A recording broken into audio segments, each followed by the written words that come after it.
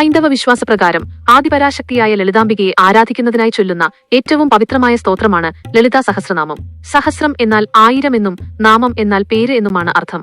ദേവിയുടെ 1000 ദിവ്യനാമങ്ങൾ അടങ്ങിയ സ്തോത്രമാണിത്. ലളിതാ സഹസ്രനാമം രചിച്ചത് വാഗ്ദേവതമാരാണ്. സംസാരത്തിന്റെ അധിദേവതകൾ 8 വാഗ്ദേവതമാർ ചേർന്ന് ലളിതാംബികയുടെ നിർദ്ദേശപ്രകാരം രചിച്ചതാണിതെന്ന് വിശ്വസിക്കപ്പെടുന്നു.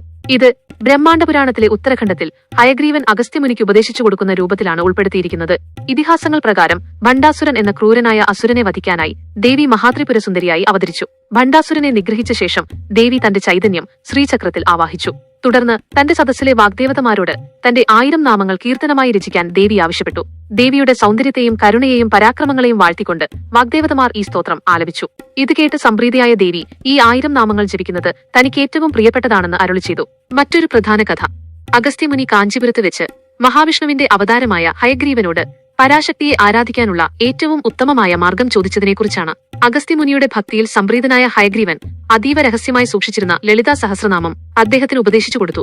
ലളിതാ സഹസ്രനാമം ജപിക്കുന്നത് കൊണ്ടുള്ള ഗുണങ്ങൾ. ലളിതാ സഹസ്രനാമം ഭക്തിയോടെ ജപിക്കുന്നത് ഭൗതികവും ആത്മീയവുമായ നിരവധി ഗുണങ്ങൾ നൽകുമെന്ന് വിശ്വസിക്കപ്പെടുന്നു.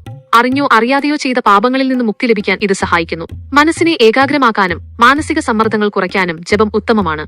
ഈ സ്തോത്രം പതിവായി ജപിക്കുന്നത് ആരോഗ്യവും ദീർഘായുസ്സും നൽകുമെന്ന് ഭക്തർ വിശ്വസിക്കുന്നു. കുടുംബത്തിൽ ഐശ്വര്യവും സമ്പത്തും വർദ്ധിക്കാൻ ഇത് കാരണമാകുന്നു.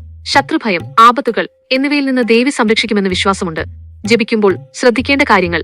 ലളിതാ സഹസ്രനാമം ജപിക്കുമ്പോൾ മനസ്സിനും ശരീരത്തിനും ശുദ്ധിയുണ്ടായിരിക്കണം. സാധാരണയായി വെള്ളിയാഴ്ചകളിലും പൗർണമി ദിവസങ്ങളിലും ഇത് ജപിക്കുന്നത് വിശേഷമാണ്. ദേവിയുടെ ബിംബത്തിനു മുന്നിലോ അല്ലെങ്കിൽ ശ്രീചക്രത്തിനു മുന്നിലോ നെയ്വിളക്ക് കൊളുത്തിവെച്ച് വേണം ജപിക്കാൻ. ലളിതാ സഹസ്രനാമത്തിലെ ഓരോ നാമത്തിനും ആഴമേറിയ അർത്ഥങ്ങളുണ്ട്. ദേവിയുടെ രൂപത്തെ വർണ്ണിക്കുന്നതിൽ തുടങ്ങി പ്രപഞ്ചതത്വങ്ങളെ വരെ ഈ നാമങ്ങൾ സ്പർശിക്കുന്നു.